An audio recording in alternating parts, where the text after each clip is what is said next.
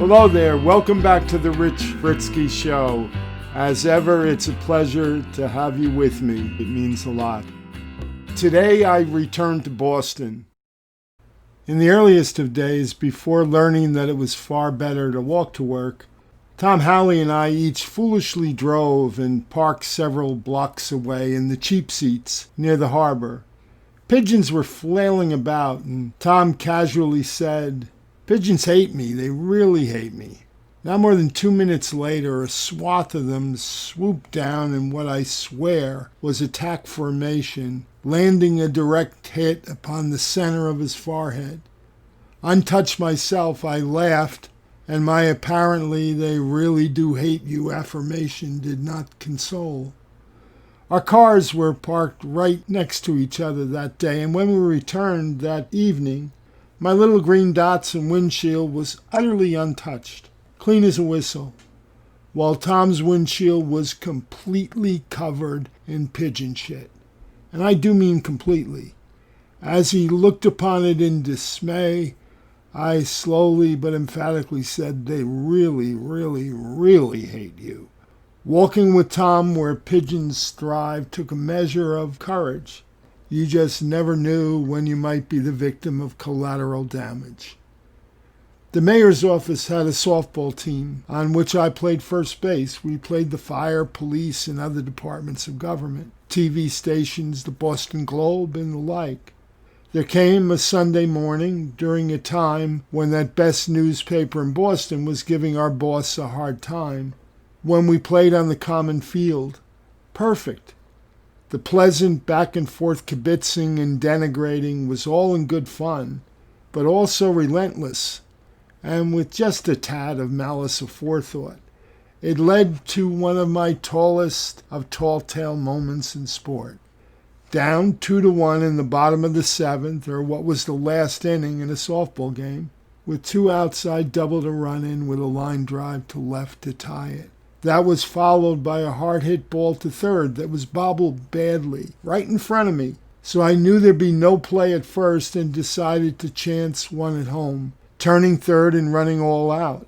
Given the desperate-looking faces on our bench, I knew I was in trouble, and so I hit the ground, perfectly and strongly sliding, sneakers up and right into the glove of their catcher as the ball popped out and veered off to the side. Victory! We had won, and I was so happy. I didn't even realize what happened at first, or even feel the pain. For urban parks come with debris, and I had recklessly slid down a third baseline, laden with shards of broken glass and God knows what. The whole right side of my body had been meanly scraped. My mayor's office t-shirt and shorts were tattered on the side, and beads of blood were pooling from ankle to armpit. But nothing that a few towels couldn't subdue, for we were off to the stunning singing beach in Marblehead on the North Shore that afternoon. Parking blocks away, we made our way along a sidewalk, parting for a pair of sweet elderly ladies.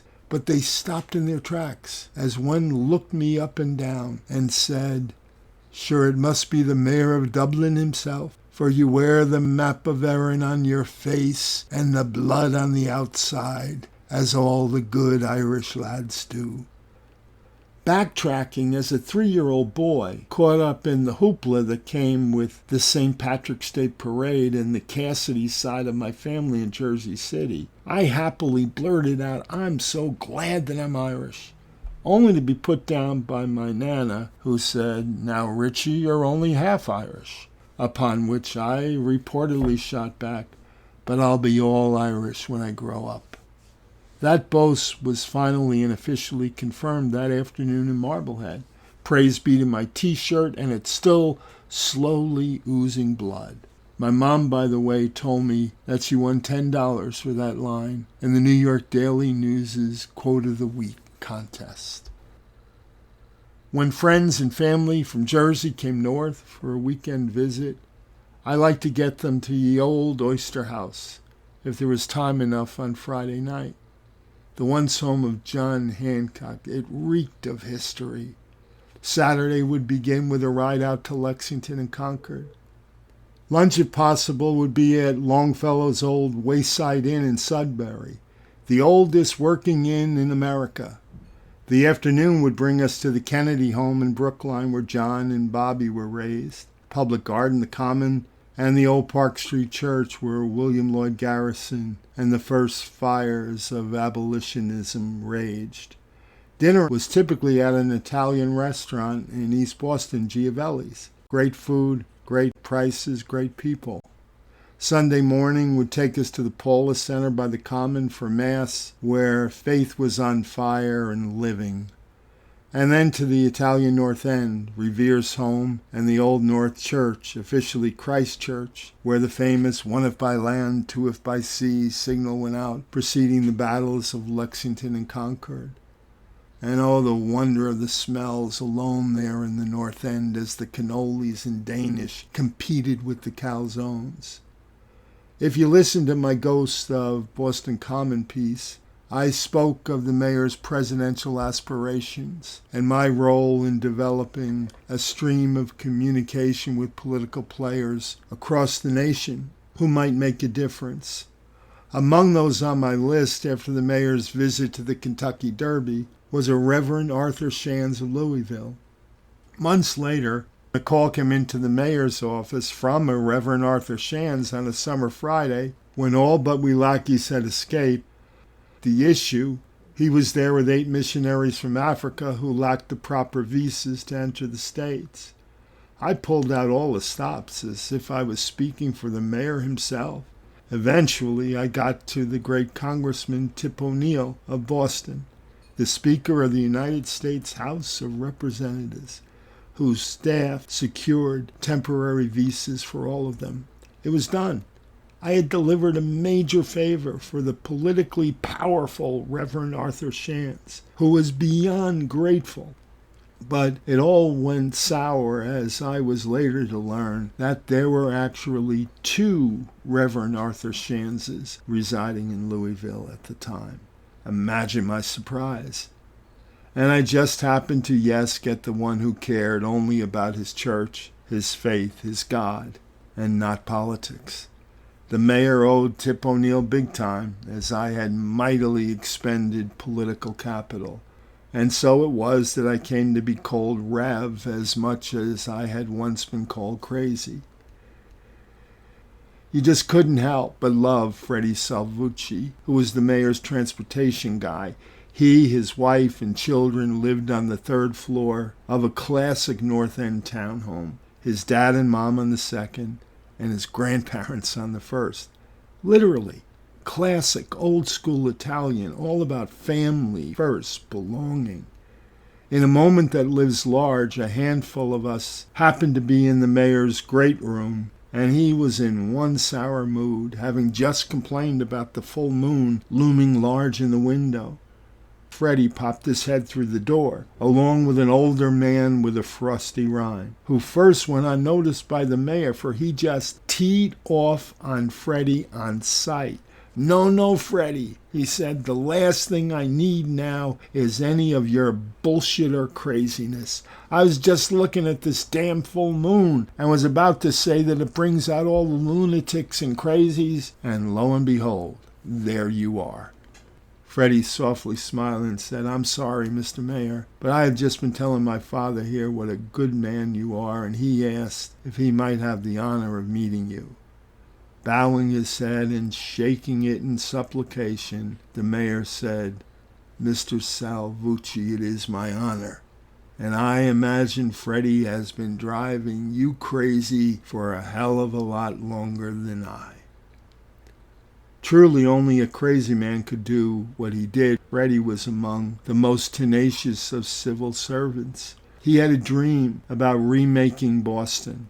Freddie took an elevated, near 2-mile stretch of highway, I-93, that had severed the heart of the city and split its neighborhoods in 2, and inevitably removed it and put it all underground. The Central Artery Tunnel Project, known as the Big Dig, rerouted that artery and rendered it a 1.5-mile tunnel named after that good friend of mine, Thomas P. Tip O'Neill. The Rose Kennedy Greenway sprouted up in the space vacated by the once elevated roadway. Among other components, the project included a new Ted Williams tunnel beneath the city's harbor and the most amazing and widest cable-stayed bridge in the world, all at a cool cost of $24 billion, the most expensive project of its kind in the history of the United States. If you don't think big things can be achieved anymore, you don't know Freddie Salvucci. He made Boston new again. There are no ends to the memories of simple accomplishments, from getting someone a building permit or a license or early retirement or a fair hearing in municipal court or assisting a small business export for the first time, or even assisting a mother in her fight to keep her son out of jail. There were no ends to what letters might bring back then. Only new beginnings had we the will. I daily met fear and loss, citizens who suffered so, and a network of faltering services that mirrored that suffering. But Kevin Hagan White was a fighter, and so we at least engaged, and win or lose, attempted to resolve and improve. But the unachieved and the undone was bigger still. That was life in the big city. When I left, it was to accept a teaching fellowship at the College of William and Mary. And yes, it did not come without reservation and great doubt, for I was to leave so many people I loved, a job that I had loved, high purpose, and a city that I had become one with. And for what? All for the unknown and the uncertain. As it happened, a going-away surprise party was arranged, and I was truly shocked by how many folks attended, but then it hit me. Better a beer than the desk in the office. There were even gifts. One, my favorite, a framed resolution of the Boston City Council, originally written by Tom and Ita as a joke. Every original whereas was a reminder of the stupid things I had done. But they gave it to Councilman DeCara to introduce and so make it official.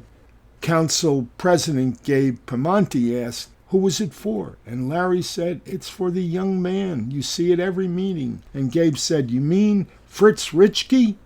And when Larry said yes, old Gabe, who I had casually and often met, wanted to add his own clauses as to my being a model citizen and an example to all Bostonians. Turned out that after all those years, he still had no idea that I was actually the spy from the mayor's office. He didn't even ask for a vote, but rather a motion of unanimous consent. And so it was that in the official annals of the city of Boston, there was, once upon a time, a Rich Fritzky Day, a Fritz Richky Day. As it happened, I missed it myself, and no, neither was there any parade. They also gave me a 2-year subscription to the Boston Globe that I cherished, and a so very meaningful print of those places in town that I had made my own.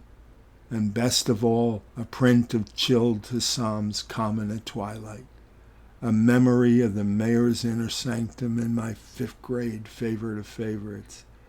And hell, it was still my favorite painting.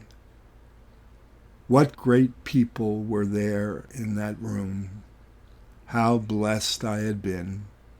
Surprisingly, Kevin Hagan White himself arrived. This was not his kind of gig. Boisterous, smiling, he made his way over to me, put his arm around my shoulders, and whispered in my ears. "Do me a favor," he said, "close your eyes. Move around a bit and tap someone else on the shoulder. You stay, they leave." The last words he ever spoke to me, words that have never left me. It was an shit moment, and still and forever, a most deeply appreciated moment. 45 years ago, and I still feel guilty. Yes, there's a destiny that shapes our ends, and mine was calling. Adventure was out there.